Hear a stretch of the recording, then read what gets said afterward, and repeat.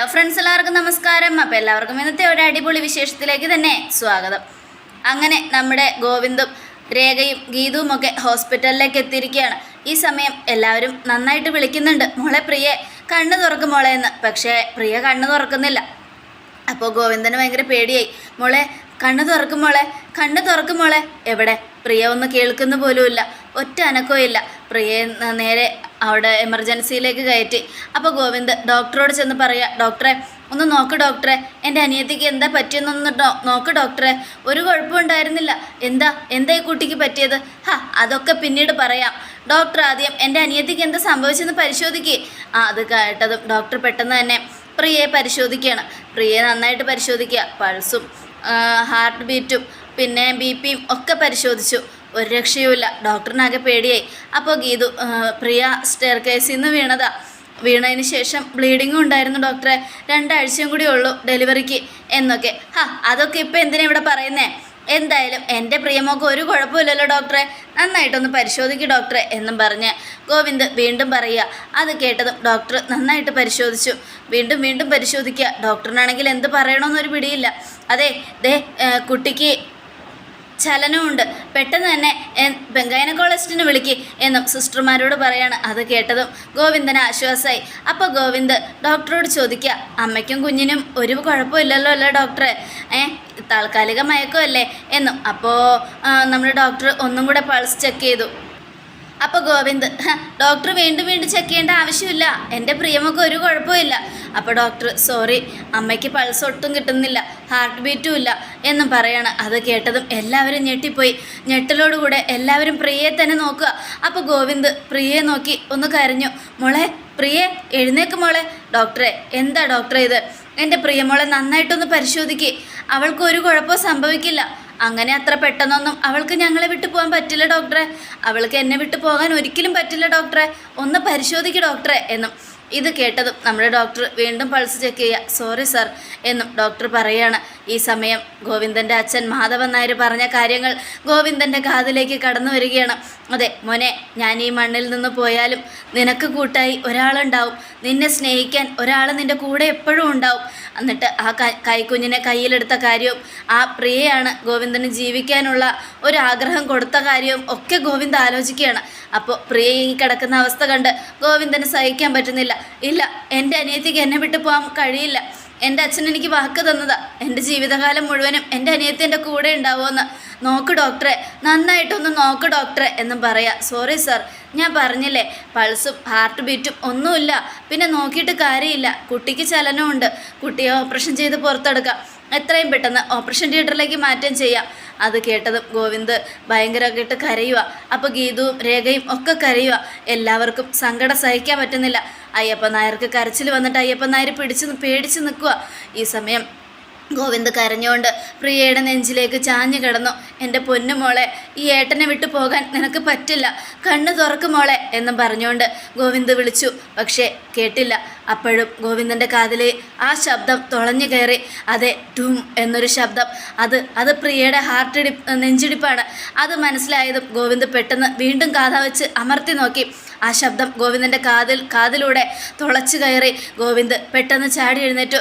ഡോക്ടറെ എൻ്റെ പ്രിയയുടെ ഹാർട്ട് തുടിക്കുന്നുണ്ട്, ഡോക്ടർ നോക്ക്, അവൾക്ക് ഹൃദയമിടിപ്പുണ്ട് ഡോക്ടറെ. അത് കേട്ടതും, ഇല്ല, ഇത് അങ്ങനെ സാധിക്കാൻ വഴിയില്ല, ഞാൻ നന്നായിട്ട് പരിശോധിച്ചതല്ലേ, താൻ ഏത് കോപ്പിലെ മറ്റെടുത്ത ഡോക്ടറാണോ?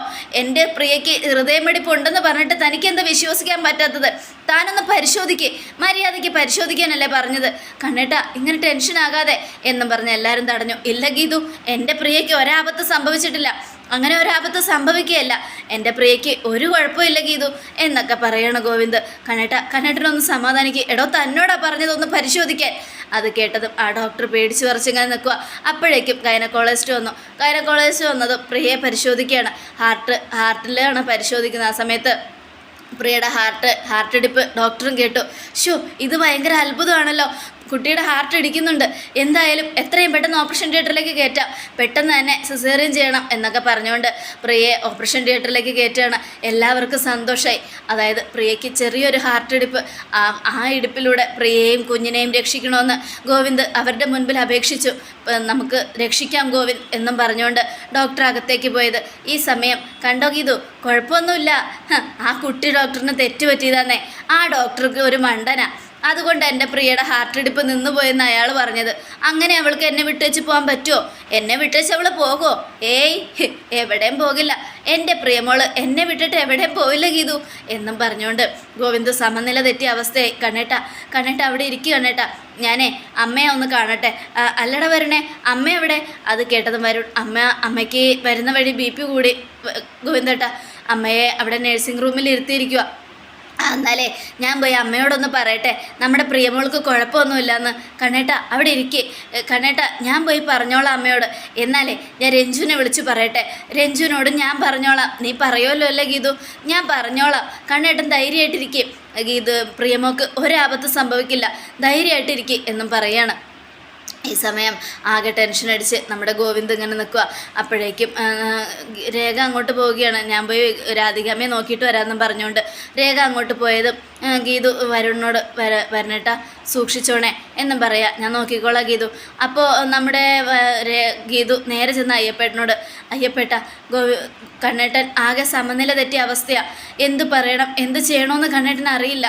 ദേ അയ്യപ്പേട്ടൻ വേണം നോക്കാൻ, ഒരാപത്ത് സംഭവിക്കാതെ നോക്കിക്കോണം. എനിക്കറിയില്ല കുഞ്ഞെ, എൻ്റെ കയ്യും കാലും ഒന്നും അനങ്ങുന്നില്ല, എന്ത് ചെയ്യണമെന്ന് ഓർത്തിട്ട് എനിക്കൊരു പിടിയും കിട്ടുന്നില്ല. ഈശ്വര, ഒരു മിനിറ്റ് ഭൂമി പിളർന്ന് ഞാൻ താഴേക്ക് പോയാലോ എന്ന് പോലെ എനിക്ക് തോന്നിപ്പോയി. എൻ്റെ പ്രിയമോൾക്ക് ആപത്തൊന്നും സംഭവിക്കാതിരുന്നാൽ മതിയായിരുന്നു. ഏയ് അയ്യപ്പേട്ട, എന്ത് വർത്താനേ പറയുന്നേ? പ്രിയമോക്കൊന്നും സംഭവിക്കില്ലെന്നേ ഡോക്ടർ പറഞ്ഞു കേട്ടില്ലേ, അവളുടെ ഹൃദയം ഇടിക്കുന്നുണ്ടെന്ന്. പിന്നെ എന്തിനാ പേടിക്കുന്നേ? പ്രിയമോളും കുഞ്ഞും വീണ്ടും നമ്മൾക്കിടയിലേക്ക് വരും, അറയ്ക്കൽ തറവാട്ടിൻ്റെ വിളക്കാണ് അവർ രണ്ടുപേരും എന്നൊക്കെ പറയാണ്. ഈ സമയം ഭയങ്കരമായിട്ട് പൊട്ടിക്കരയാ അയ്യപ്പൻ നായർ. ഒപ്പം ഗോവിന്ദും, കണ്ണേട്ട ഇങ്ങനെ വിഷമിക്കല്ല കണ്ണേട്ട, എന്തിനാ ഇങ്ങനെ വിഷമിക്കുന്നേ? പ്രിയയ്ക്ക് ഒരാപത്ത അവൾ നമ്മളെ വിട്ട് പോകത്തുമില്ല കണ്ണേട്ട, പിന്നെ എന്തിനാ കണ്ണേട്ടൻ ടെൻഷൻ അടിക്കുന്നേ? ടെൻഷൻ അടിക്കരുത് കേട്ടോ, ടെൻഷൻ അടിക്കരുത്. കണ്ണേട്ടൻ ടെൻഷൻ അടിക്കാതിരിക്കണം. പ്രിയ ദേ നമ്മുടെ അടുത്തേക്ക് വീണ്ടും തിരിച്ചു വരും, ചിരിച്ചുകൊണ്ട് തിരിച്ചു വരും, കണ്ണേട്ടൻ കണ്ടോ എന്നൊക്കെ പറയുവാണ്. എന്ത് ചെയ്യണമെന്നറിയാതെ ഗോവിന്ദ് ആകെ സമനില തട്ടിയ അവസ്ഥയിലിരുന്ന് കരയുക. ഈശ്വര, എൻ്റെ അനിയത്തിക്ക് ഒരാപത്ത് സംഭവിക്കരുത്, അവളെ കാത്തോളണം, അവൾക്ക് എന്തെങ്കിലും സംഭവിച്ചാൽ അതെനിക്ക് സഹിക്കാൻ പറ്റില്ല ഈശ്വര. എന്തൊരു കഷ്ടമായത്, എന്തൊരു വിധിയായത്. എൻ്റെ പ്രിയമോള്, അവൾക്ക് ഒരാപത്ത് സംഭവിക്കാൻ അനുവദിക്കല്ലേ ഭഗവാനെ എന്നൊക്കെ പറഞ്ഞ് പ്രാർത്ഥിച്ചുകൊണ്ട് ഇങ്ങനെ ഇരിക്കുക. ഈ സമയം പിന്നീട് കാണിക്കുന്നത് ഗീതു, വരണേട്ട രാധികാമ്മയെ സൂക്ഷിക്കണം, രാധികാമ്മയ്ക്ക് ഒരാപത്തും വരാൻ സമ്മതിക്കരുത്, രാധികാമ്മയും കാത്തുകൊള്ളണം. ഇവിടെ ഗോവിന്ദേട്ടന് ഇതേ അവസ്ഥയാണെങ്കിൽ അതിനേക്കാളും വലിയ കഷ്ടത്തിലായിരിക്കും രാധികാമ്മയുടെ കാര്യം. വരുണേട്ടൻ അങ്ങോട്ട് ചെല്ല്. ശരി ഗീതു, ഞാൻ നോക്കിക്കോളാം എന്നും പറഞ്ഞ് വരുൺ അങ്ങോട്ട് പോവുകയാണ്. ഈ സമയം രേഖ അവിടെ നിൽക്കുന്നുണ്ടായിരുന്നു. എന്തായി രേഖ, അമ്മയെ കണ്ടോ? അമ്മയ്ക്ക് കുഴപ്പമൊന്നുമില്ല വരുണേട്ട, അവിടെ ഇരിക്കുന്നുണ്ട്. ഇത്രയും കാലം പ്രിയയോടുള്ള സ്നേഹം, ആ സ്നേഹം കൊണ്ടാണ് ഭദ്രൻ്റെ കുടുംബത്തോടുള്ള പക അമ്മ അടക്കി ഒതുക്കി വെച്ചത്. പക്ഷേ ഇനി ഭദ്രൻ്റെ കുടുംബത്തെ വെറുതെ വിടുമെന്ന് എനിക്ക് തോന്നുന്നില്ല രേഖയെ. ഭദ്രനും കുടുംബവും ഇനി ഒരുപാട് അനുഭവിക്കും. പ്രിയയ്ക്ക് ഈ അവസ്ഥയുണ്ടാകാൻ കാരണക്കാരനായ വിനോദിനെ അമ്മ വെറുതെ വിടില്ല, എല്ലാത്തിനെയും അമ്മ ശരിയാക്കും, അല്ലെങ്കിലേ അമ്മ കട്ടക്കലിപ്പില്ല. അങ്ങനെയുള്ളപ്പോൾ ഇനി ഒരെണ്ണത്തിനും വെറുതെ ഇരിക്കാൻ പറ്റുമെന്ന് എനിക്ക് തോന്നുന്നില്ല. എല്ലാത്തിനും നല്ല പണി തന്നെ അമ്മ കൊടുക്കും. അമ്മ അത്രയ്ക്ക് വാശിയില്ല. കുടുംബത്തിൽ ഇത്രയും വലിയൊരു പ്രശ്നം ഉണ്ടാവാൻ കാരണക്കാരൻ അവനാ, ആ വിനോദ്. ആദ്യം ഭദ്രം കാരണം അച്ഛൻ്റെ ജീവിതം തകർന്നു, ജീവിതം പോയി, അച്ഛൻ മരണത്തിലേക്ക് പോയി. ഇപ്പോൾ അവൻ്റെ മോൻ കാരണം എൻ്റെ അനിയത്തി, എനിക്കിത് സഹിക്കാൻ പറ്റുന്നില്ല രേഖയെ. പക്ഷേ ഭദ്രൻ, അവനിനി ഒരിക്കലും ഒരു ഇതും ഉണ്ടാവില്ല. അവൻ്റെ സമാധാനമില്ലാതാക്കും. ഭദ്രൻ്റെ കുടുംബത്തിന് ഇനി ഒരു സന്തോഷവും ഉണ്ടാവില്ല. പ്രിയയ്ക്ക് എന്തെങ്കിലും സംഭവിച്ചാൽ പിന്നെ ഭദ്രൻ മരിക്കുന്നതായിരിക്കും നല്ലത്. അതുപോലെ അവൻ്റെ കുടുംബത്തിനോട് ബന്ധമുള്ള ആരും അറയ്ക്കൽ തറവാട്ടിൽ ഇനി ഉണ്ടാകാൻ പാടില്ല എന്നും വരുൺ പറഞ്ഞിട്ട് അങ്ങ് പോവുകയാണ്. ഈ സമയം രേഖ, ഈശ്വര, ഇത് വീണ് കിട്ടിയ അവസരമായിട്ട് എടുക്കുകയാണല്ലോ. പ്രിയയ്ക്ക് എന്തെങ്കിലും സംഭവിച്ചാൽ അത് ഗീതുവിനെയും ബാധിക്കും. ഗീതുവിനെയും ഇറക്കിവിടാൻ എന്തെങ്കിലുമൊക്കെ പണിയൊപ്പിക്കാൻ നടക്കുക രാധികാമ്മയും വരുണേട്ടനും കൂടെ. അങ്ങനെയുള്ളപ്പോൾ ഗീതുവിന് എന്തെങ്കിലും സംഭവിച്ചാൽ ഗീതുവിനെ ഇറക്കിവിടാൻ അവർ മുന്നിൽ നിൽക്കും. ഈശ്വര, ഇനിയിപ്പോൾ എന്താ ചെയ്യുക എന്നൊക്കെ ആലോചിച്ചുകൊണ്ട് ഇങ്ങനെ നിൽക്കുകയാണ്. പിന്നീട് കാണിക്കുന്നത് രാധികാമ്മയാണ്. രാധികാമ്മ പ്രിയയെക്കുറിച്ച് തന്നെ ആലോചിക്കുകയാണ്. പ്രിയയുടെ കുഞ്ഞുനാളിലെ കാര്യങ്ങളും പ്രിയ ജനിച്ചപ്പോൾ മുതലുള്ള സന്തോഷവും പ്രിയ കാരണമാണ് ആ വീട്ടിൽ അത്രയും ഐശ്വര്യം ഉണ്ടായതും ഒക്കെ ആലോചിക്കുകയാണ്. അങ്ങനെ പ്രിയ വിനോദിനെ കല്യാണം കഴിച്ചതും പ്രിയയ്ക്ക് വേണ്ടി എല്ലാം മറന്ന് ഭദ്രനോടുള്ള വാശിയും വൈരാഗ്യം അവസാനിപ്പിച്ചതും ഒക്കെ ആലോചിക്കുകയാണ്. അവസാന നിമിഷം വിനോദ് പ്രിയയെ സ്റ്റേഗേഴ്സിൽ നിന്ന് തള്ളിവിട്ടതും അപ്പോൾ പ്രിയ താഴേക്ക് ഉരുണ്ട് വീണ പ്രിയ ആകെ സങ്കടപ്പെട്ട് നിൽക്കുന്ന തളർന്നു പോയതും ഒക്കെ ആലോചിച്ച് രാധികാമ്മ കരയുവാണ്. അപ്പോഴേക്കും വരുൺ വന്നു. അമ്മേ എന്നും പറഞ്ഞ് വരുൺ വിളിച്ചതും രാധികാമ്മ തിരിഞ്ഞു നോക്കി. അതേ പ്രേക്ഷകരെ, ഇന്ന് നമ്മുടെ പഴയ രാധികാമ്മയല്ല, ഒരു പുതിയ രാധികാമ്മയാണ് കേട്ടോ. തമിഴ് സീരിയലിലൊക്കെ അഭിനയിക്കുന്ന ഒരു പുതിയ ആക്ടറാണ് വന്നിരിക്കുന്നത് കേട്ടോ രാധികയായിട്ട്. അപ്പോൾ രാധികാമ്മ ഇനി ഉണ്ടാവുന്നതല്ല, രാധികാമ്മ പുതുമുഖമാണ്. അപ്പോൾ രാധികാമ്മ എല്ലാവരും സപ്പോർട്ട് ചെയ്യാം. ഈ സമയം തിരിഞ്ഞു നോക്കിയപ്പോൾ രാധികാമ്മയുടെ കണ്ണ് നിറഞ്ഞിരിക്കുന്നുണ്ടായിരുന്നു. വിഷമത്തോടെ രാധികാമ്മ നോക്കിയപ്പോൾ വരുൺ ചോദിച്ചു, എന്താ അമ്മ എന്തിനാ മാറി നിൽക്കുന്നേ? അമ്മ എന്താ പ്രിയയെ കാണാൻ വരാത്തത്? അമ്മ എന്താ ഐസുവിൻ്റെ അങ്ങോട്ട് വരാത്തത്? എനിക്ക് സഹിക്കില്ലട മോനെ. എൻ്റെ മോള് ആ അവസ്ഥയിൽ കിടക്കുന്നത് കാണാൻ വയ്യാത്തത് കൊണ്ടാണ് ഞാൻ അങ്ങോട്ട് വരാത്തത്. എനിക്ക് പറ്റില്ല, എൻ്റെ മോളെ ആ അവസ്ഥയിൽ കാണാൻ എനിക്ക് പറ്റില്ല. എന്തൊരു സന്തോഷമായിരുന്നു നമ്മുടെ വീട്ടിൽ. 2 ആഴ്ചയും കൂടെ കഴിയുമ്പോൾ ഒരു കുഞ്ഞു വാവയെ കാണാൻ എല്ലാവരും കാത്തിരുന്നേച്ചതാണ്. അതും നമ്മളെ ഏറ്റവും കൂടുതൽ സ്നേഹിക്കുന്ന എൻ്റെ പ്രിയമോളുടെ കുഞ്ഞ്. എന്നിട്ടും ആ പ്രതീക്ഷകളെല്ലാം ആ ഭദ്രൻ്റെ മോൻ തകർത്ത് കളഞ്ഞില്ലേ? എൻ്റെ മോൾക്ക് എങ്ങനെയുണ്ടടാ? കുഴപ്പമൊന്നുമില്ലമ്മേ, ഹാർട്ട് ബീറ്റ് ഉണ്ടെന്നാണ് ഡോക്ടർ പറഞ്ഞത്. അതുകൊണ്ട് ICUലേക്ക് കയറ്റിയിരിക്കുക. ഓപ്പറേഷൻ ചെയ്യണമെന്നാണ് പറഞ്ഞിരിക്കുന്നത്. കുഞ്ഞിനും കുഴപ്പമൊന്നുമില്ല എന്നാണ് ഡോക്ടർ പറഞ്ഞത്. എൻ്റെ മോൾക്ക് ഒരു കുഴപ്പം ഉണ്ടാവില്ലടാ. പ്രിയമോള് ജനിച്ചപ്പോൾ മുതലുള്ള കാര്യങ്ങൾ ഞാൻ ആലോചിക്കുമായിരുന്നു വരുൺ. എൻ്റെ എല്ലാമായിരുന്നു അവൾ ജനിച്ചതിന് ശേഷം ഭാഗ്യം മാത്രമേ ഉണ്ടായിട്ടുള്ളൂ. നമ്മുടെ വീടിൻ്റെ നിലവിളക്കായിരുന്നു പ്രിയമോള്. ആ പ്രകാശം എന്നും നമ്മുടെ വീട്ടിൽ ഇങ്ങനെ തിളങ്ങി നിൽക്കും. അവളുടെ മുഖമൊന്ന് വാടിയ നമ്മുടെ വീട് മുഴുവനും ഇരുട്ടാവും. അങ്ങനെയുള്ള കാര്യങ്ങളാണ് നടന്നുകൊണ്ടിരുന്നത്.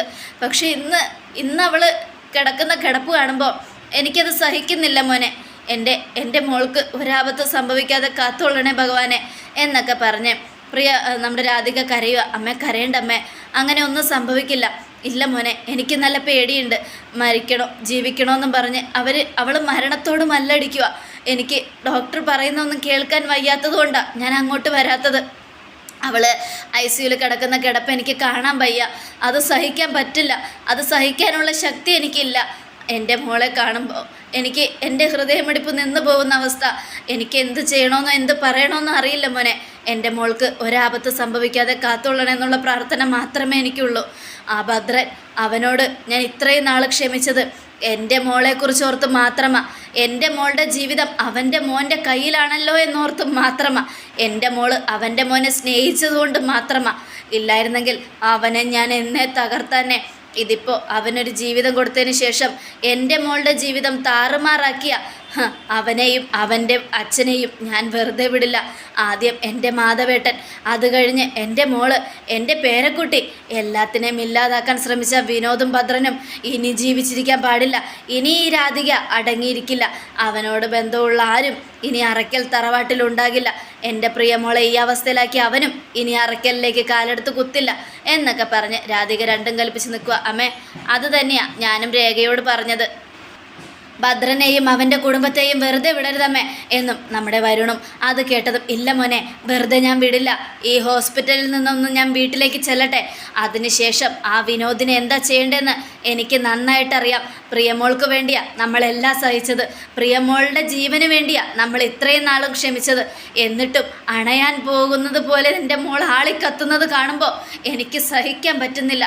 ഇപ്പോൾ ചെറിയൊരു കാറ്റ് വീശിയാൽ മതി എൻ്റെ മോളുടെ ജീവൻ അണഞ്ഞു പോകാൻ. എനിക്കത് സഹിക്കാൻ പറ്റുന്നില്ല മോനെ, എനിക്കിത് സഹിക്കാൻ പറ്റാത്തതാ എന്നും പറഞ്ഞ് രാധിക ഭയങ്കര കരച്ചില. രാധികയ്ക്ക് ഒരു ആശ്വാസവാക്കുകൾ പോലും നൽകാനാകാതെ വരുൺ അവിടെ ഇങ്ങനെ നിൽക്കുകയാണ്. ഇതോടുകൂടെ എപ്പിസോഡ് അവസാനിക്കണം. അപ്പോൾ ഓക്സിജൻ വെച്ച് കിടക്കുന്ന പ്രിയയൊക്കെ കാണിക്കുന്നുണ്ട് കേട്ടോ. ഈ സമയം എപ്പിസോഡ് അവസാനിക്കുകയാണ്. പിന്നെ കാത്തിരിക്കുക പ്രേക്ഷകരെ. ഇനി വരാൻ പോകുന്ന അത്യുഗ്രൻ വിശേഷങ്ങൾക്കായിട്ട് എല്ലാവർക്കും ഒരു കൂടെ നല്ലൊരു ദിവസം തന്നെ ആയിക്കോട്ടെ.